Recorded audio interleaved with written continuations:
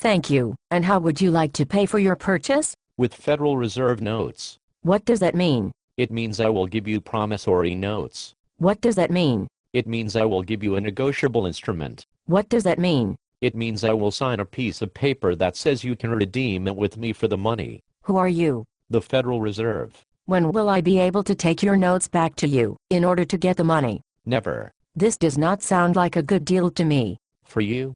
No, but you don't have a choice. What are you talking about? All of my notes have been declared legal tender by the United States government. What does that mean? It means that you must pretend that my promises to pay you money are the money itself. But that is absurd. Indeed, but everyone else must pretend as well, so there is no problem. Has the government put any restrictions on how many notes you can create? No. But as you create more and more notes, won't it take more and more of them to buy the same things? That would seem to make sense, but I'm not worried. Why not? The Paul Krugman told me everything would be okay. Isn't he the same person that said, in 2002, that you needed to create a housing bubble by printing more notes? Yes. And isn't that exactly what you did? Yes. And didn't that plan fall apart, leaving the economy in ruins? Yes. And you still think that the Paul Krugman knows what he's doing? Yes, there are lots of letters after his name. That means he's smart.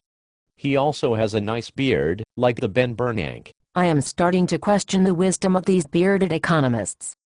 So what kind of money do I have to pretend these notes are? Dollars. What is a dollar? $1 is one Federal Reserve note. But that is circular.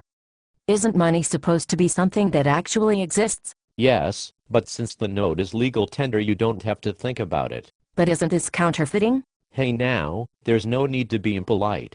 I'm a very respectable institution. But aren't you creating money out of thin air, like a counterfeiter? Yes. And doesn't that shift wealth away from the people that produce it, towards you who produces nothing, like a counterfeiter? Yes. And don't you rely on the public not realizing the difference between your money and real money, like a counterfeiter? Yes. Then how are you any different? Because there is no real money being used anymore. Everything circulating as money is now my notes, or is based off of them. That sounds like a recipe for disaster. Unlikely, I was created in order to prevent them. But didn't we have a crash in 2008? Yes. And wasn't there a crash in 2001? Yes. And wasn't there a recession in 1990? Yes. And wasn't there a recession in 1981? Yes. And weren't there also recessions in 1973, 1969, 1960, 1957, 1953, 1948, 1945, 1937, 1929, 1926, 1923, 1920 and 1918 according to the National Bureau of Economic Research? Yes. So how many recessions have you prevented?